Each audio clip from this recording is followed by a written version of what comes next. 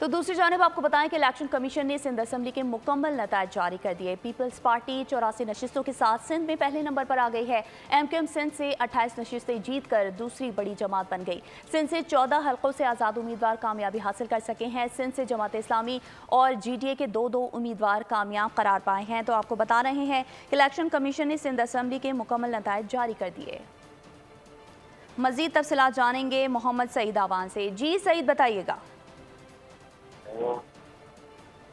Sindh assembly के तमाम नताइज मौसूल हो चुके हैं, जिसके मुताबिक पाकिस्तान पीपल्स पार्टी 84 नशिस्तों के साथ सिंध में सर फहरिस्त है, जबकि 14 हल्कों से आज़ाद उम्मीदवार कामयाब हुए हैं। सिंध असम्बली में 28 हल्कों पर जो है वो MKM के उम्मीदवार कामयाब हुए हैं, जिसमें दूसरे नंबर पर MKM आई है। सिंध असम्बली के 2 हल्कों पर GDA के उम्मीदवार कामयाब हुए हैं। सिंध असम्बली के 2 हल्कों पर जमात इस्लामी के उम्मीदवार कामयाब हुए।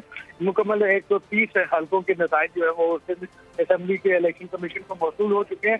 सिंध असम्बली वाइज असम्बली है, जिसके मुकम्मल नताइज जो है वो इलेक्शन कमीशन को मौसूल हुए हैं, जबकि दीगर जो असम्बली हैं उनके अभी तक मुकम्मल नताइज मौसूल नहीं हो सके इलेक्शन कमीशन को। ठीक है सईद आवान, आपका बहुत शुक्रिया।